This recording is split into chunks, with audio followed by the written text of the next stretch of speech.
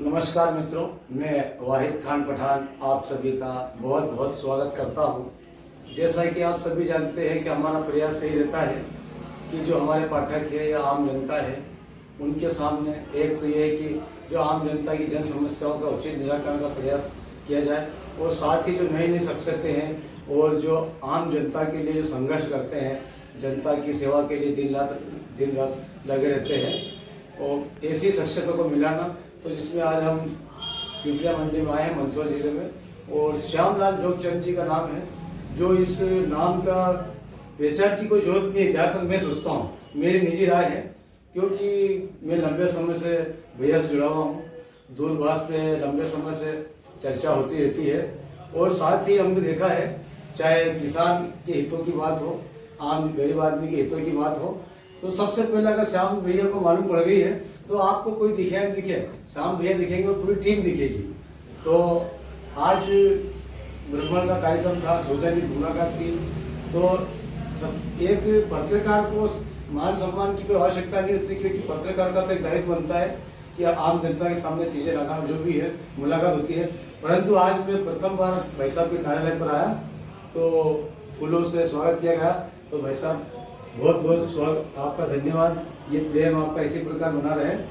तो आप जो आम जनता के लिए इतना कार्य करते हैं, कांग्रेस के वरिष्ठ नेता हैं, दो बार विधानसभा चुनाव लड़े और अच्छी ताकत के साथ लड़े, आप आगे और क्या रणनीति और आप क्या संदेश देना चाहते हैं? इस बार हम लोग मल्हारगढ़ विधानसभा क्षेत्र से वित्त मंत्री को यहाँ से जो है यहाँ से उनकी विदाई कर देंगे। निश्चित रूप से इस बार मल्हारगढ़ विधानसभा क्षेत्र से ऐतिहासिक वोटों से मैं चुनाव जीत करके आऊंगा। कांग्रेस पार्टी से मुझे उम्मीद है कि इस बार कांग्रेस से पुनः मुझे मौका मिलेगा और कांग्रेस का तिरंगा झंडा मल्हारगढ़ विधानसभा क्षेत्र में गाड़ देंगे। मध्य प्रदेश में माननीय कमलनाथ जी की सरकार बनेगी। ऐतिहासिक वोटों से कमलनाथ जी बन रहे हैं और गरीब मजदूर किसान जो अंतिम पंक्ति में जो व्यक्ति बैठा हुआ, उस व्यक्ति की सुनवाई कांग्रेस पार्टी में होगी। किसानों के लिए काम करेंगे, आम लोगों के लिए काम करेंगे, व्यापारियों के लिए काम करेंगे, गरीबों के लिए करेंगे, मजदूरों के लिए करेंगे, कर्मचारियों के लिए सारे काम करेंगे और फिर से इस प्रदेश में खुशहाली, फिर से इस प्रदेश में हरियाली और फिर से इस प्रदेश में जो लगातार जो गरीब मजदूर किसानों के चेहरों पे मुस्कुराहट होगी। आम जन, हिंदू, मुस्लिम, सिख, ईसाई, जितनी भी जातियां, धर्म, बिरादर, सारे लोग एक होकर के फिर से इस प्रदेश का विकास करने के लिए कमलनाथ जी के नेतृत्व में हम लोग काम करेंगे। जो वर्तमान चुनावी परिवेश चल रहा है, आम जनता जो समस्याओं से दो चार हो रही है, तो आपको क्या समस्या ऐसी मध्य प्रदेश में भी वर्तमान में दिखती है? मध्य प्रदेश में पूरा जो आज प्रदेश है वहाँ पर समस्याओं का अंबार लगा हुआ है। आज वो पुलिस थाने में जाते हैं, आम लोगों की कोई सुनवाई नहीं होती। मात्र जैसे मल्हारगढ़ की बात करते हैं तो हमारे यहाँ गुंडे मवाली हावी हो गए हैं और मवालियों की सुनवाई होती है। शराब के ठेकेदार हैं वो हावी हो गए हैं और जो माफिया किस्म के लोग हैं वो मजबूती से काम करते हैं, लेकिन जो आम आदमी है, किसान है, उसकी कोई सुनवाई नहीं होती है। महंगाई का आलम यह है कि व्यक्ति 450 रुपए का जो सिलेंडर था आज वो 1200 के जो करीब आ गया है और मुझे लगता है चुनाव तक वो 1200 पार हो जाएगा।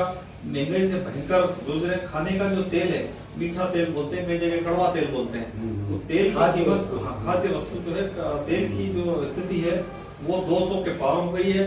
यही स्थिति आम लोगों के, आज शक्कर के भाव देख लीजिए, पत्ती के भाव देख लीजिए, जो चाय पत्ती के जो भाव देख लीजिए। हमारा जो किसान है उसका जो आपका जो खाद है वो भयंकर रूप से महंगा हुआ है। 4 गुना खाद का भाव इस मध्य प्रदेश की भारतीय जनता पार्टी की सरकार ने कर दिया है। स्थिति इतनी खराब है कि बीज उनको समय पे मिलता नहीं। डीजल के भाव भयंकर रूप से है, 100 के करीब हो गए हैं। हमारा पेट्रोल है वो 100 पार हो गया है। महंगाई से भयंकर आम आदमी दुखी है। हम ऐसे ही राजस्व विभाग में जाए तो जो हम लोगों को जो रजिस्ट्री कराने के लिए जो पैसा लेते थे उसका भयंकर उन्होंने जो बढ़ा दिया है। पहले 10 रुपए में स्टाम्प पे काम हो जाता, आज 500 रुपए के स्टाम्प पे काम हो रहा है। तहसील में भयंकर भ्रष्टाचार चल रहा है। तहसील में किसी भी आम लोगों की कोई सुनवाई नहीं है। सरकारी जमीनों पर तो भारतीय जनता पार्टी के माफिया किस्म के जो लोग हैं वो लोग जो है सरकारी जमीनों पर कब्जा कर रहे हैं और जो भारतीय जनता पार्टी के जो पुराने कद्दावर नेता थे, जो ईमानदार नेता थे, उन नेताओं की कोई पूछ परख नहीं हो रही, उन बेचारों को कोई नहीं पूछ रहा है। जितनी भी पूछ परख है, जो माफिया किस्म के लोग हैं वो भारतीय जनता पार्टी में शामिल हो गए हैं। और मुझे उम्मीद है कि इस क्षेत्र में कई समस्याओं से लोग घिरे हुए हैं, उनको इंदिरा आवास नहीं मिल रहा है। शहरी क्षेत्र में हम जाएं तो इंदिरा आवास के जो 2.5 लाख रुपए देते हैं, ग्रामीण क्षेत्र में 1,35,000 दे रहे हैं। उनकी स्थिति खराब। बुजुर्ग जो है उन बेचारों को जो पेंशन मिलना चाहिए, वृद्ध पेंशन, वो पेंशन उनको टाइम पे मिलती नहीं है। वृद्ध पेंशन के लिए लाइनों में घूमते लगे रहते हैं लोग। जो नोटबंदी हुई थी उस समय तो कई लोग लाइनों में मर गए थे। तो इस क्षेत्र में लगातार समस्याएं भरी पड़ी हुई है। हमारा जो किसान है उसको मेन खाद, बीज और पानी अगर वो मिल जाता है तो निश्चित रूप से हमारा किसान जो आने वाले टाइम में काम करता है। लेकिन उसको खाद नहीं मिल रहा, बीज नहीं मिल रहा, पानी नहीं मिल रहा, और वो उसके बावजूद भी पानी की व्यवस्था करके जैसे तैसे अपने निजी स्रोतों से, अगर आप जाए पंजाब, हरियाणा या अन्य प्रदेशों में अगर हम जाएं तो वहां जाकर के देखते हैं कि नहरों से सिंचाई होती है। हमारे यहाँ 90% व्यवस्था किसान अपनी खुद की मेहनत से करता, बिजली लगाता है, वो पानी के लिए व्यवस्था करता है, और वो ट्यूबवेल लगवाता है, कुआं खोदता है और वो करता है। जबकि ये जवाबदारी सरकार की है। तो सिंचाई के लिए कम से कम जो है वो किसानों का होना चाहिए। अब ये सब करने के बाद जब वो मंडी में माल लगाता है तो उसको भाव नहीं मिलता है। तो ये बहुत तकलीफें किसानों को है। युवा बेरोजगार है, युवाओं के लिए आज कोई नौकरियां नहीं है जो उनको युवा मिलते हैं। ग्रामीण क्षेत्र में स्थिति ये है, बेरोजगारी की इतनी बड़ी समस्या है कि बच्चों को हम पढ़ाते हैं, लिखाते हैं और आगे बढ़ाते हैं, लेकिन वो उसके बाद जो है इंजीनियरिंग करने के बाद युवा की हालत ये है कि वो जो उनको मजदूरी नहीं मिल रही है, मजदूरी के लिए तक भटकना पड़ रहा है उनको। ऐसी भयंकर स्थिति में हम सब लोग मिलकर के कमलनाथ जी अगर आ जाते हैं तो मुझे लगता है कि क्षेत्र में अमन, चैन, शांति के साथ साथ भाईचारा पैदा होगा। तो ठीक है साहब, आसाराम जी, जो आदरणीय भाई साहब ने जो आरोप लगाए हैं, जो भी चीज़ें हैं ये सामने है। अब इसका जनता भी आना है कि विधानसभा चुनाव है, उसमें मालूम पड़ेगी क्या रणनीतियाँ बनती है, क्योंकि चुनाव है। चुनाव में पल पल पर राजनीति उठापटक होती रहती है। अभी चुनावी जंग, जुबानी जंग शुरू हुई है, फिर और भी किस रूप में वो आगे देखने को मिलेगा।